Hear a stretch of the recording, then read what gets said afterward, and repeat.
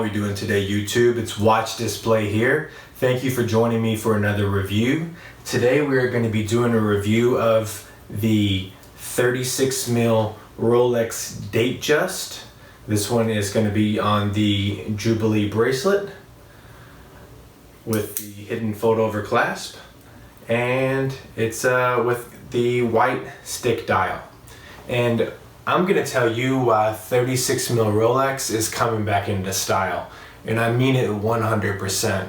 And I do know there'll be some people that will never be able to wear 36mm Rolex because they may have like 8-inch wrists, or people simply just don't never actually open up to the idea of having a 36mm Rolex. They think that 36mm Rolex is too small.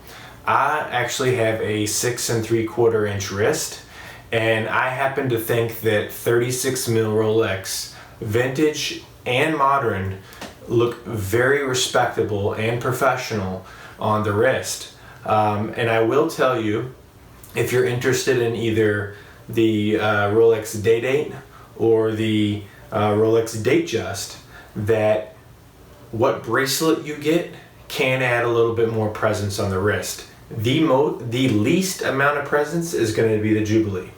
There's not a large outcropping here on the end links, and you can see you get a really good fold down here, and we'll do a close-up in the studio here in a second, versus if this had an oyster bracelet, it would actually wear even a little bit more, have a little bit more presence on the wrist. And same with the President Datejust. I shouldn't even call it the President Datejust because it's really called the Rolex Datejust. Nicknamed the President due to the bracelet that's on it, the President bracelet.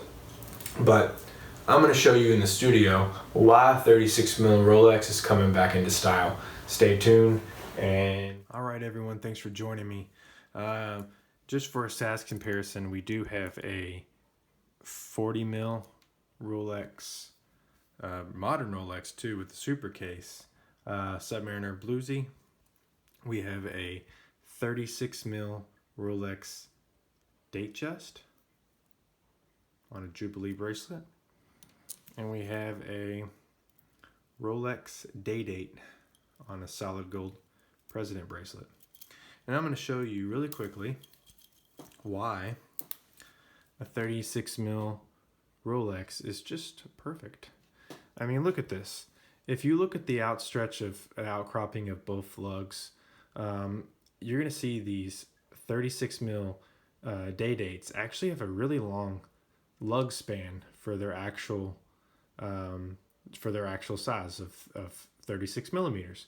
They also have a pretty thick lug width of 20 millimeters, so you get a nice thick tapered bracelet. And they also have kind of almost like a bubbled case, which gives a little bit more presence.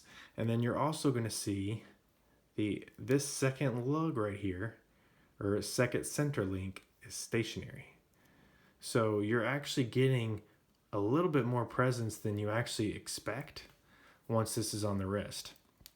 And obviously, since it's gold, you get even a little bit more presence.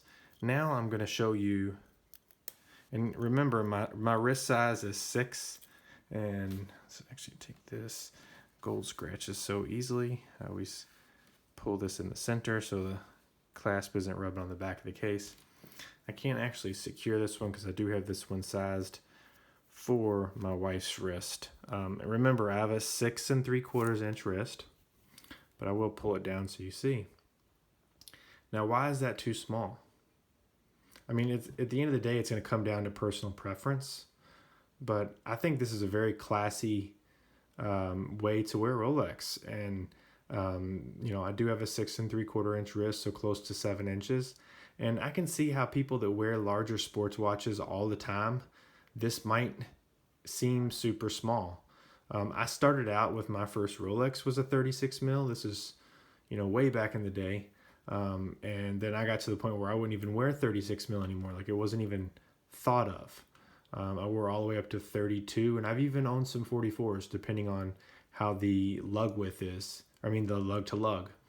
But after spending more time and just kind of consolidating my collection and seeing how and what I like to wear, and also in my lifestyle, You know, I'm in the medical field, so I'm actually working with patients or whatnot. So it's a really nice to have a Rolex on, but not like so big up in your face. It's kind of just a subtle, nice touch of class on the wrist.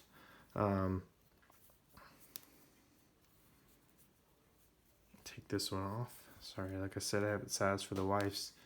We can also do a quick little look at the Rolex Datejust 36 mil. It's a 2017 reference. I think anybody that's considering this, keep in mind, I have had the Rolex Datejust 2, which is the 41 mil, the true, like the broad 41 mil. And then also have had the Datejust 41. You'll see if you scroll back in my videos, I did a review on that. I would personally almost like the 36 mil better than I do the Datejust 41. Keep in mind the Datejust 41 is actually a 39 mil watch when you actually measure it from 10 to 10 across, not including the crown. I have not done actual spec measurements of this one to see exactly what it does, but it does wear closer to 38. It does wear just a little bit. It's hard. When at first glance, it wears a little larger than the day date, but the day date has just so much more heft to it because it's solid gold, and it's honestly a little bit of a thicker watch, and the lugs are a little bit. The lug to lug is a little bit longer on the day date, and then you also like I said on this one, you have the solid end links. Not that these aren't solid, but there's no outcroppings on these end links. There's just a little bit. There's two little bitty spans right there versus this right here. You get this whole big hunk of metal that doesn't really go anywhere. And keep in mind, if you were to get this, actually still see, oops, I forgot to take one of the stickers off. Keep in mind this 36 mil Datejust, if you don't need or you don't want the Jubilee bracelet, if this was on an oyster bracelet, basically it would be a polished center link, be the same bracelet as this basically. You're gonna get this outcropping like you do on the sub. See how much further out so you actually, when you do the lug to lug, you do the lug to lug of the lugs, right? But then you do the most outer points of the two end links also, because those are going to be, you can't pull that down past those. I mean, no matter what, how much you pull down, those two center links right there are always going to be outspans. So I always do a normal lug to lug of the actual two lugs, and then I also do of those. And like this one is a 52 mil if you actually measure these two end links. And like I said, I have not measured this one yet. But if you were to get it on an oyster bracelet, you're going to get a little bit more wrist presence. It would really wear like a true 38 or 39 millimeter watch, especially with the fluted bezel and just like a nice open dial. But I really think that 36 mil watches are going to start getting a lot more popular. And also, these are at a steal. And especially even this one. I got a really good deal on this one for my wife. Way cheaper than the Datejust 41. And like I said, if I was to re-get this watch, I think I would get it in the 36 mil versus the Datejust 41. I think this size works great. And I'll probably wear this. Obviously, I'll have to add some links to it. But I was honestly thinking about swapping the Jubilee and putting it on my sub to see how it would look. What do you guys think? You think I should do that? Swap them out? Maybe I'll do a whole video on that of its own.